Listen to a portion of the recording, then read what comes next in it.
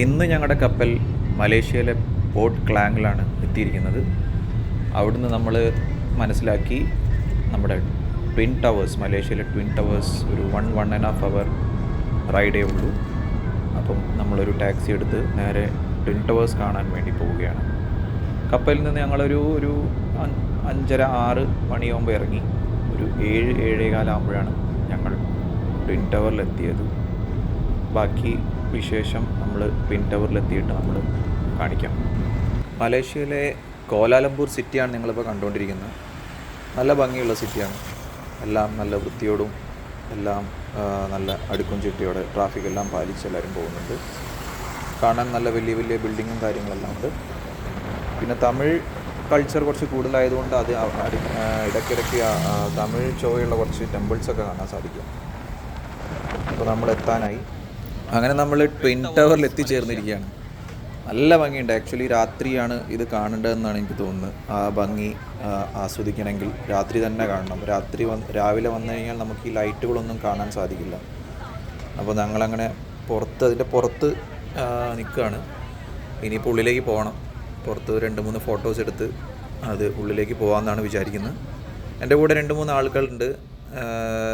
Second officer ഉണ്ട്, ഒരു OS ഉണ്ട്. അങ്ങനെ ഞങ്ങൾ അത് കഴിഞ്ഞ് ട്വിൻ ടവറിൻ്റെ ഉള്ളിലേക്ക് പോയി. ഉള്ളിൽ പോയി കഴിഞ്ഞാൽ അതിൻ്റെ ഉള്ളിലൊരു എന്താ പറയുക, ഒരു മോൾ പോലെ ഉണ്ട് ഉള്ളിൽ. അത് നമുക്ക് ഷോപ്പ് ചെയ്യാം. ഇത് മുകളിലേക്ക് കയറാൻ പറ്റുന്നില്ല. മുകളിലേക്ക് കയറാൻ പറ്റുമോ എന്നുള്ളത് അറിയില്ല. ഞങ്ങൾക്ക് സമയം പരിമിതി ആയതുകൊണ്ട് ഉള്ളിലേക്ക് പോയിട്ടില്ല. മുകളിലേക്ക് പോകാൻ പറ്റുമോ എന്നുള്ളതൊന്നും അറിയില്ല. അങ്ങനെ ഞങ്ങൾ ഇവിടുന്ന് ഇറങ്ങി. ഇതിൻ്റെ പിൻഭാഗത്തൊരു വാട്ടർ ഫൗണ്ടെയിൻ ഉണ്ടെന്ന് അറിഞ്ഞു. അപ്പോൾ അങ്ങോട്ട് പോയി.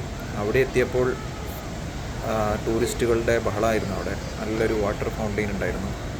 അവിടുന്ന് കുറേ നേരം അത് ആസ്വദിച്ച് നിന്നു. അത് കഴിഞ്ഞ് അവിടുന്ന് 2-3 ഫോട്ടോസ് എടുത്തു.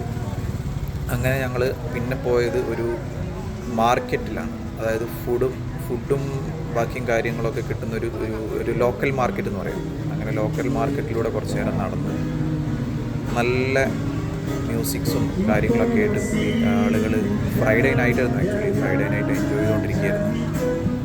എല്ലാവരും നല്ല മലേഷ്യൻ ഫുഡ് എൻജോയ് ചെയ്യുന്നുണ്ടായിരുന്നു. അങ്ങനെ ഞങ്ങളങ്ങനെ മുന്നോട്ട് പോയി. ഡൂറിയാൻ ട്രൈ ചെയ്യാമെന്നൊരു ആശയമാണ്. ഡൂറിയാൻ ട്രൈ ചെയ്യുന്നത്, ഡൂറിയാൻ ഇതുവരെ ഞാനും ട്രൈ ചെയ്തിട്ടില്ല. ഇപ്പോൾ ഫസ്റ്റ് ടൈമാണ് ചെയ്യാൻ പോകുന്നത്. ആക്ച്വലി ഞങ്ങൾ ഡൂറിയാൻ ഫുള്ളായിട്ട് കഴിച്ചിട്ടില്ല. അതായത് അതുപോലെ പഴം അതുപോലെ കഴിച്ചിട്ടില്ല. ഒരു ചക്ക പോലെ ഇരിക്കുന്ന ഒരു പഴമാണ്.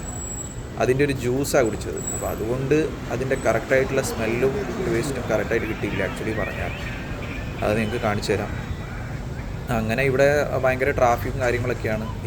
ഇതുകൂടെ മാർക്കറ്റിലേക്ക് വന്നുകൊണ്ടിരിക്കുന്ന ആളുകൾ, ട്രാഫിക്കും ഇതാണ് നിങ്ങൾ കണ്ടുകൊണ്ടിരിക്കുന്നത്. ആളുകൾ കുറേ വെയിറ്റ് ചെയ്തിട്ടാണ് ഈ മാർക്കറ്റിലേക്ക് വരുന്നത്.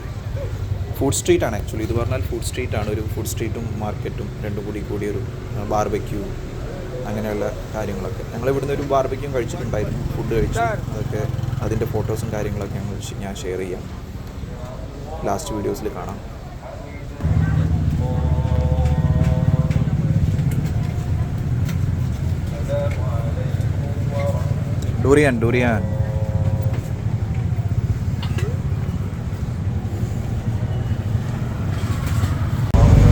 ഡൂറിയാൻ വിത്ത് കോക്കനട്ട് മിൽക്ക്.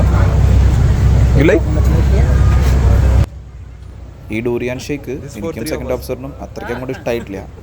പക്ഷേ OS അത് ആസ്വദിച്ച് കുടിക്കുന്നതാണ്. അവിടെ ഫിലിപ്പീൻസിൽ ഈ ഡൂറിയാൻ കിട്ടാറുണ്ട്, അവരത് കഴിക്കാറുണ്ട്. അതാണ് ഈ കാണുന്ന കോണും ഞങ്ങൾ കഴിച്ചിട്ടുണ്ടായിരുന്നു.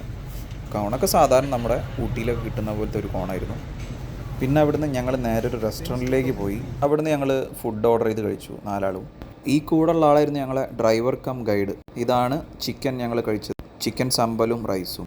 അത് കഴിഞ്ഞ് ഞങ്ങൾ കപ്പലിലേക്ക് തിരിച്ചു പോയി.